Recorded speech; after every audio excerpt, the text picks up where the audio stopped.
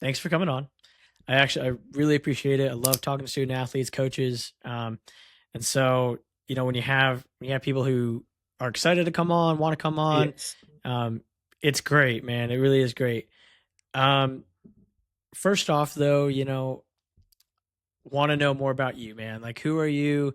What are some hobbies outside of the sport that you kind of gravitate towards? Um.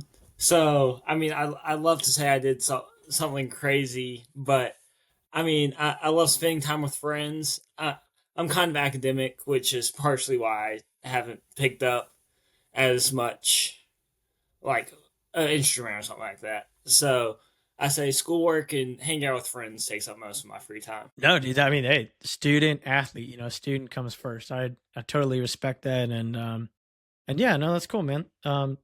Obviously, even just hanging out with friends is more than enough, Yes. especially with a sport that is so demanding, and time and effort you got to put into it to achieve the goals.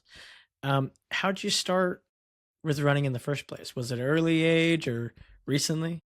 It was actually like my fifth grade year. My brother is 2 years older, so he started cross country then, and that was probably my first like experience like with the sport in general.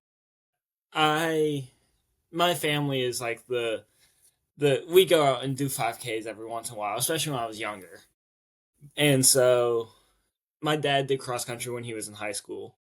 So we did some 5Ks, but I never took it super seriously. But then in sixth grade, I was able to be a team manager. So I got to be around the team, do some like conditioning with them. And that's what really like hooked me. And then ever since, I've just really loved the community and the sport in general. Like I love getting to know people in the sport. And I mean, I love my team. Yeah, dude, that's quite the journey to starting out for sure. And it's cool because I think everybody has kind of a way of getting to the sport, and your family obviously, yeah, big influence in doing that and whatnot. That's kind of like with mine too. Now, my wife runs, and the kids are all running now too. So it really is. And the community, like you said, the community is like really, I feel like they're really there for each other, especially at the local 5Ks and things like that too. Yes. And you see it at the high school level. But and now, yeah, dude, man, you're on the podcast. Everybody's gonna know who you are now, so that's cool. um, yeah, so I want to talk about first off, last cross country season and how that all went down.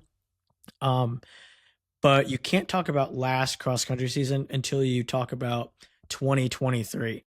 You were the most consistent 17 flat to like 1704 Yeah. runner I've ever seen in my life. Like that is insane. It's Insane. If somebody were to like, hey, you need this guy to run 17 flat, I'd be like, okay, call Keller up, man, because this guy can do it. Like, how is that possible?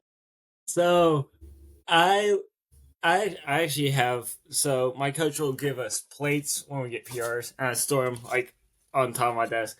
So this is my most recent one.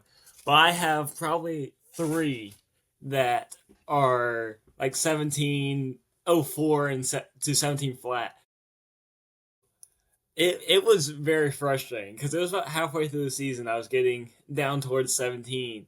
And then I ran Foot Locker, NXR, and Running Lane that season and was chasing 17 the whole time. And I mean, it's actually funny. I went on miles that year, and nobody at my school like ever has run within that range besides me. Had it 5 times, and so that was quite the mental challenge leaving a season like. Yeah, it's you mentioned like just mentally. It's funny, you can look back on it now and be like, what was that? That was Yeah, crazy. Because obviously now you're a 15-minute guy, but it's like um that must have been really, it must have been tough. I mean, because you're knocking on the door of that sub 17, and like that is I always think like sub 17 is, it's it's important. It's a big goal in a high school, runner's career. and it means something. There's a difference between 16:59 and 17 flat, and it's only 1 second, but there's a Yes. difference in there. So yeah, dude. But kudos to you for obviously breaking through that, and that's where it kind of leads us to 2024 last cross country season, 15:47. Wow, Yeah. what a jump, dude! Was that something that you thought was in the cards? Like, I can only assume like going into that season, sub 17 is like it's gonna happen inevitably. Yes. But like to completely, I mean, 17 was such like a hard goal, and then you go off and do 15:47. Like I said, was that in the cards or what? I thought it was in the cards. I was maybe a little overconfident about it. Breaking 16 was my goal for last season, and I think I did take it for granted that I was able to, because in 2023 I still had progressed a minute and a half. So I think I took for granted how easily I had progressed in the past.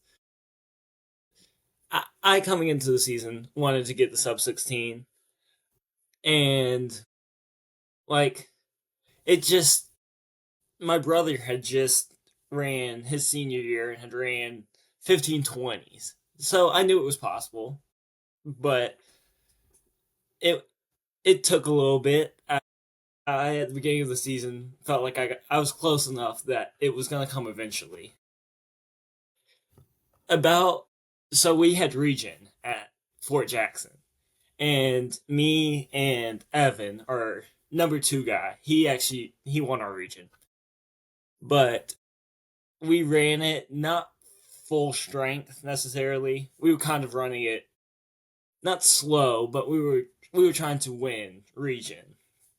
And running that course, we ran like 16:23s.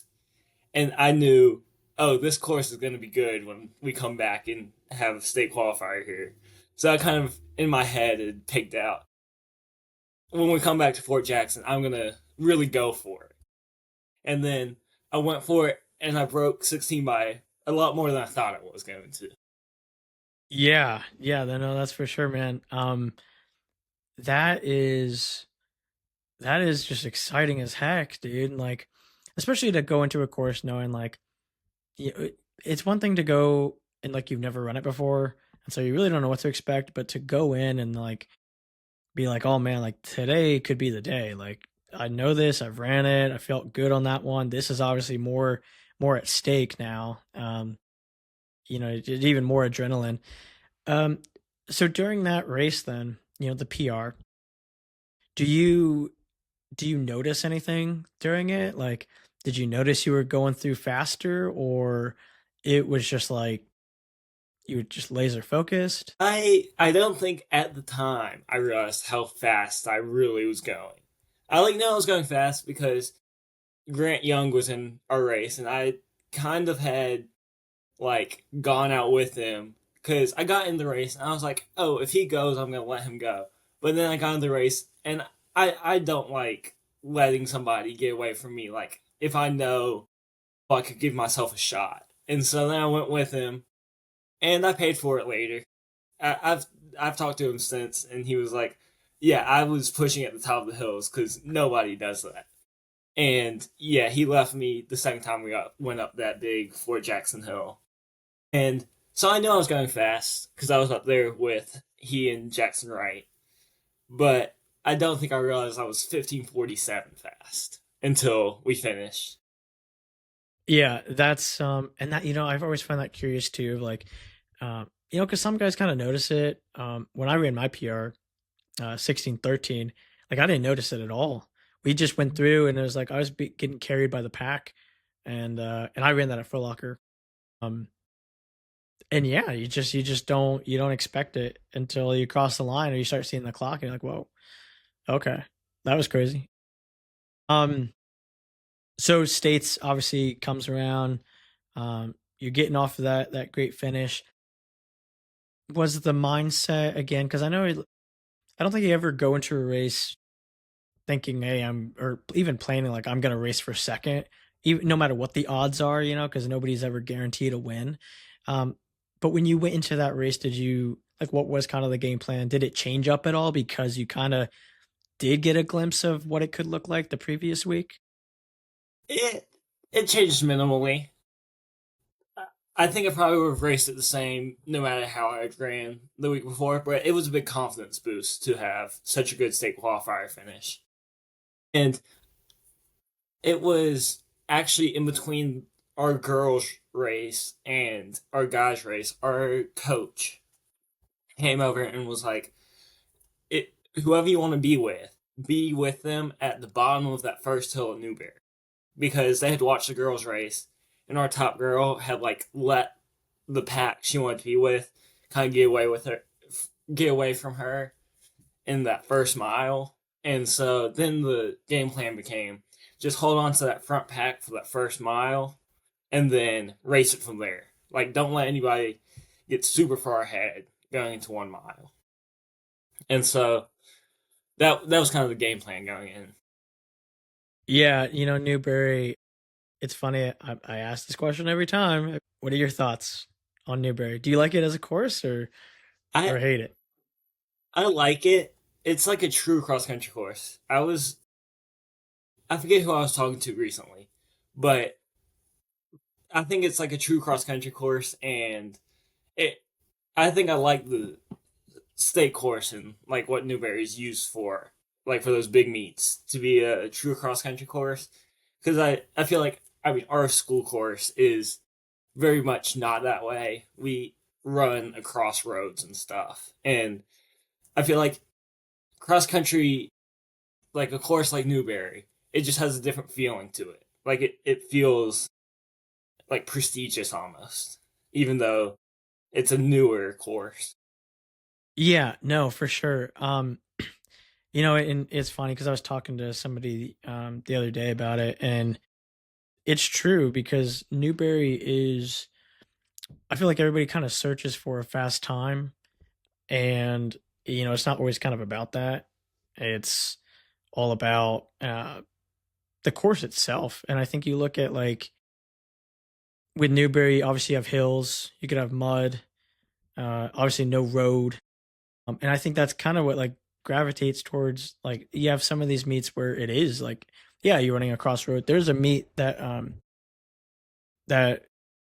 we go to every year, and I don't know why. Scratch my head on it because it's literally all road. It's a road race, but they call it a cross country race, and it's like it's just like what? Why did we do that? What's the point of that? But yeah, Newberry is definitely one of those that it almost has like an aura about it because people just Yeah, they don't like it, but it's like it is a good. I mean, it's a cross country course, it really is. yeah. Um, I mean, now obviously state quals is going to be there this year, and the state meet is now moving to Aiken. So that'll be interesting to say the least. I think probably most of the state is happy about that. Although it's like way out of the way for most people. Um, Me and my coach were talking about that the other day. Just yeah, that it's kind of far from my high school. We actually were looking at the course too. yeah, because It's it's pretty wooded. yeah. I know it's funny because I told my wife this yesterday, last night, and I was like, it sucks for people that live, all the way across the state. I mean, honestly, even Newberry was like probably wasn't the perfect spot, but it was doable. But like Aiken is almost towards Augusta, Georgia. Yeah. Like it's crazy, it's crazy. Honestly, and I guess I could be a little biased of it, but like honestly, probably the best place is Columbia, somewhere in Columbia, Fort Jackson. Like I would advocate for Fort Jackson to be the state meet Yeah, because it and is Port Jackson big used to enough. be. Yeah. Yep. It did. It Like did. that's where the Um, state record is. it is. That is David Adams. That is exactly where it is. Um, so obviously not a terrible fan of Aiken of Newberry. You do here and there like it. Um, do you have a favorite course though, whether it be in state or out of state? I really like McAlpine. I mean, not McAlpine, Milliken. I was those are probably two of my favorite ones. But I really like Eye Opener. I feel like Ye- The biggest knock against it is just how many people and how quick it narrows down. But I actually kind of like that, like the chaos of it. Yeah, chaos of it. Honestly, and that's a course I mentioned too, as being. I mean, I think it's one of the best courses in the state. It kind of sucks that it's early. I mean, it's eye opener, but it's so early in the year, so you can't expect like the best performances out there because it is so early. But it's such a great course to run on. That's like another one I would advocate for states to be at as well. And then yeah, obviously, yeah, McAlpine, classic, original aura of the whole thing, Foot Locker South. Yes. Um, and the countless times and runners who have come through there is something of itself. You did go and run Foot Locker South in the postseason, 1643. I feel like Foot Locker South is always it's kind of hit or miss when it comes to Yes. guys. You look at some really great performances over the years, and then you look at some guys that like, yeah, they may have been their state champion, but they ended up getting like, you know, 101 or something. And it just doesn't work out. Um, Obviously, not the time you were probably shooting for. Do you think it's just because the race itself is so fast and chaotic? I mean, I would even argue that's even more chaotic than eye opener because of just I how think it is fast too. everybody is. That's probably I was talking to some people after the race too, and then I watched a video, like a drone video, and that's probably the most packed race I've ever been in, with just how many fast guys were there at the beginning and how quick McAlpine shrinks you. And like in hindsight, I almost wish I would have chosen to do the junior race instead of the championship race, just because that would have been too much of an issue. But I really wanted to have the competition. Like I wasn't trying to necessarily be that top 10 that gets to go out to, is it San Diego for footlocking? Yeah, I knew I wasn't going to be up with those crazy fast guys, but I wanted to be pushed a little bit. And I had talked with a couple of my other teammates also went, and we made the decision like together to go in that championship race. And I mean, it's really fast, but I felt like I got like boxed out pretty quick. Yeah, that's um and I almost feel like sometimes and there shouldn't be, but I feel like there's like a stigma to running the freshman or the sophomore, the junior, senior race and not do the seeded race. Um, but there's still always competition in those races, and I think like even like kind of your point too is like um, you could just kind of open up a little bit more and still compete. Obviously, everybody really wants to be in that seeded race just because the competition is Yes. so high, you know. So it is kind of hard to not do it. I mean, when I PR'd, I ran into the seated race, um, just because I knew like I would get again. I was carried by the pack, Yes. and yeah, I mean now it's crazy because I look at that course now, like, and we went a couple times over the summer and ran there, and um, it's crazy to imagine all these people running on the course, and it's like it does kind of open up a bit on the path, but it's still not even. It's not anything that's super wide, by any means, especially when you start going up the hill. Um, Yeah. and then the crazy downhill almost to the lake. I mean, that's next level. I'm Yeah. surprised nobody falls. I've never seen anybody fall. Have you? Yeah. I have been the person who's almost fallen. I got maybe within 2 feet of the lake. I grabbed a tree and swung around. And, I've heard your idea of the putting a fence that says "spike up" right there to stop people from doing that. I mean, I Yeah, think dude. it's a fun idea, and I mean, if you could get it there, it would be everybody's paying attention to that area. Yeah, yeah. It's funny. Yeah, because I did mention that, and it's thought because for this year I was gonna put two signs on like the bridge that you cross to get to the course, and then yeah, putting a sign right there would just be good promotional because everybody's looking It, right down there. Um, Yeah, dude, that place is crazy. But Foot Locker South, great great experience too. Um, Yeah, the talk atmosphere there is great. Yeah, no, for sure. Year in and year out too. Even with like, one year it's Foot Locker, the next year it's like Hoka and new. I don't even know. It kept changing so much in recent years, and now it's back to Foot Locker. It seems like it's going on the right track. To talk about track now, track 25, 1600 meter, 427, 32, 937. Do you feel more confident in one or the other, or is it um kind I of? I mean, they both seem kind of. I mean, they're both there. It seems like they're kind of even with when it comes to like if you look at one or the other, they do seem even. Yeah, I feel like I like the 32 a little more because I feel a little bit more in control. I feel like I am not a very speed based runner. I definitely feel like I'm more of a distance guy.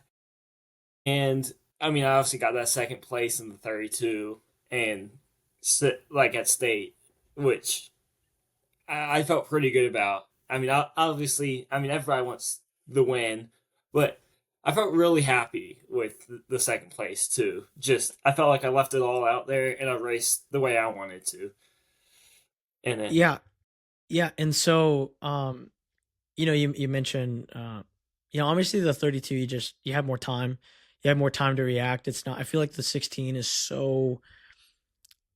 It's not. I mean, you could even say with the 8, it's not.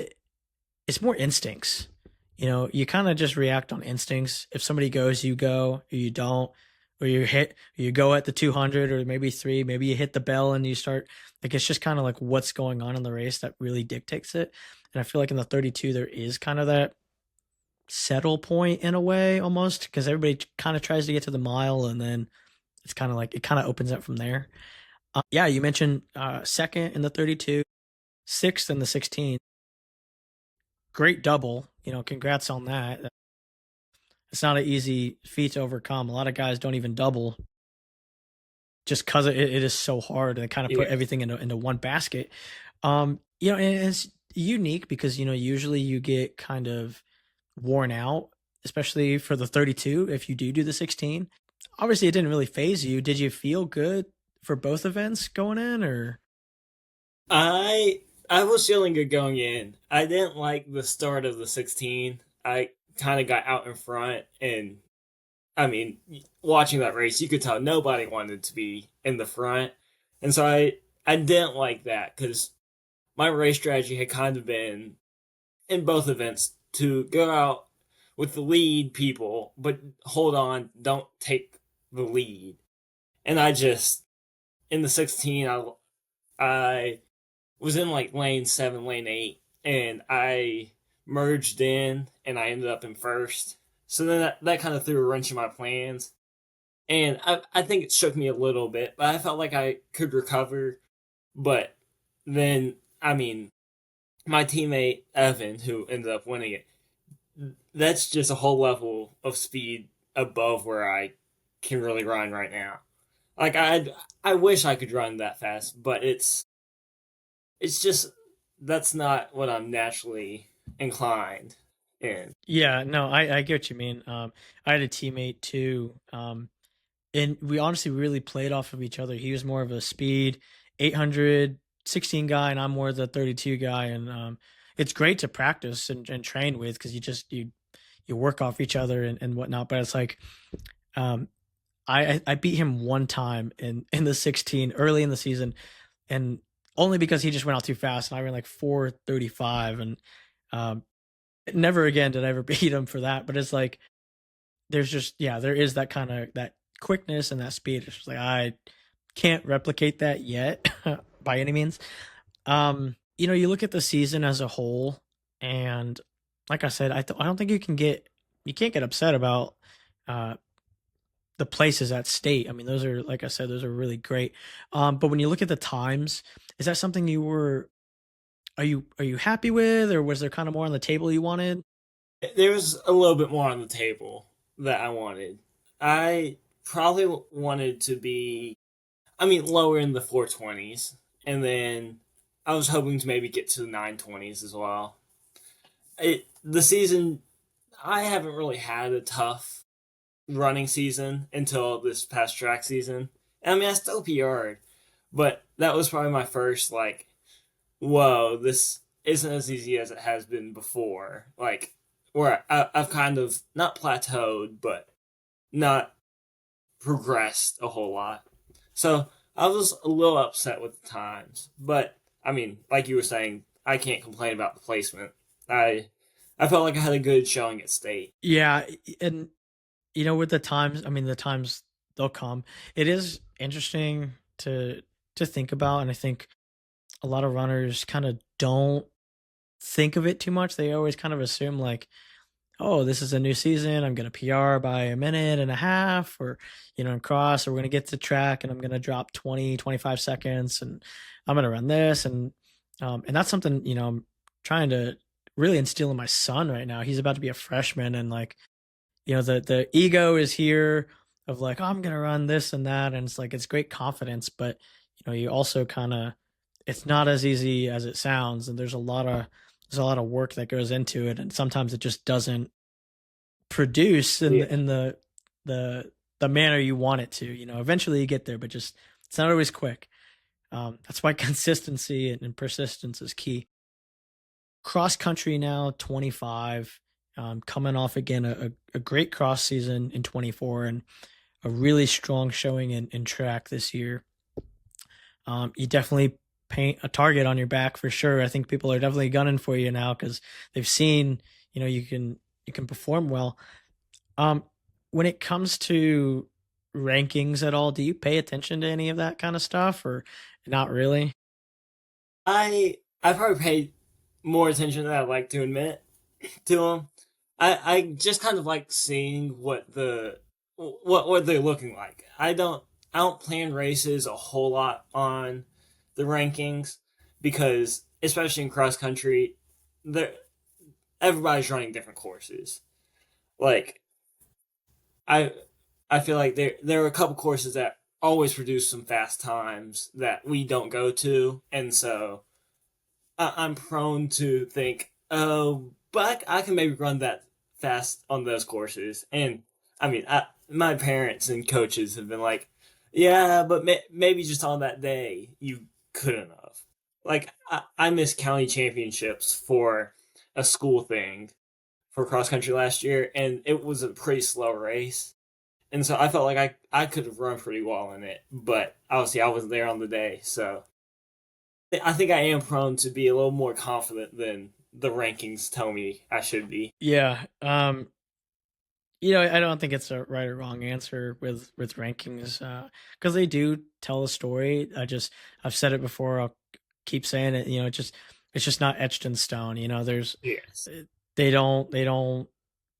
It's good. It's good because you can kind of see things, but it's never complete. You've seen upsets all the time with people, and you can be ranked number one with a PR 20 or 30 seconds ahead, and then you get beat, and it's like, you always got to kind of respect everybody out there because anybody could have their day on that day, you know. Yeah. Um, when it comes to summer training now, I'm assuming, after track season, you take 2 weeks, three, one, So none. I took about three because actually directly after the 32 at state. So I was done with my high school season. In my right foot, I got some pain in my foot, and I tried to push through it to running lane. Not my brightest idea. I ended up having to drop out of the 32 at running lane and not even start the 16. But then I took 3 weeks off to let heal. And then I went to Palmetto Boys State in Anderson. And so that was part of my 3 week break. And then I came back and started building back up for cross country. Yeah, no, that's good. There's not a set time. I think the general rule of thumb is 2 weeks. Yes. But I've always advocated for if you need time to just even mentally digress, take 3. Take four, take four. I mean, it's a long season. You got till November, you know. Most students are looking at that, you know, November. But even JV, you're running deep into the fall season. So nothing wrong with taking even more time off.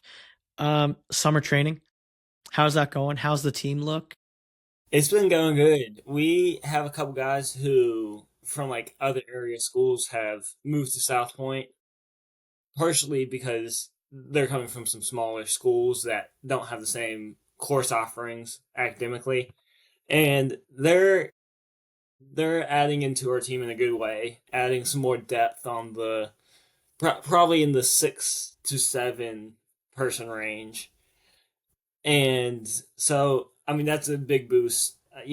Anytime somebody's coming in that has had success at their other school, and I feel like our varsity team has progressed pretty well. We didn't lose anybody from our varsity team from last year. So coming into the season, I'm expecting that it will only be better than we were last year. Yeah, you definitely when you don't lose any seniors on the team, that is very lucky, very fortunate. Yes. It was funny. I was talking to Jackson Wright, and he lost everybody. Yeah. Everybody left him. I'm like, oh my gosh, like I've never heard of that before, man. Just be the last one standing there. So yeah, you definitely you can't take it for granted. Yeah. Um, you know, something I've been kind of ending the podcast with is just you know, what advice would you have for, you know, middle schoolers, um, people that are just kind of getting into the sport, or even incoming freshmen that this is their first year running high school cross country? I mean, it can be intimidating. There's a lot, like we said, chaos, an eye opener. What's kind of some advice that you have for the younger kind of runners? I would say that like consistency is the the best thing in your training. Like don't worry so much about the workouts and all of that. The speed will eventually come if you just stay consistent. And also just to build trust with yourself. Like if you say you're going to run a certain distance on a day, run that distance just because that's how you start to build up a little bit of trust with yourself and be able to, when it gets tough, just trust that you can do hard things, I guess. No, man. Hey, great words, great quotes. Totally agree, man. Consistency and you know, holding yourself accountable too is super important, especially at that age, because it carries on through the years for sure. Yes. Um, appreciate you coming on, man. You know, definitely excited to see what the team does. I know I'll be out there for probably more than one or two or three meets covering you guys. So um, yeah, dude, excited to see. I keep telling people like I'm itching for this season to start. I am, Yes. as much as I love the podcast and I love talking with you guys. I'm like, man, I want to get racing, man. I want to start getting out there and seeing what everybody does, because especially this season of all, South Carolina running is just like it's on the rise, Yeah. and you see it from track season, and you saw it from last cross country season. So it's like sky's the limit of what could happen this year. So appreciate you coming on, man. We'll be rooting for you, and would love to have you back on sometime. Yeah. Thank you for having me.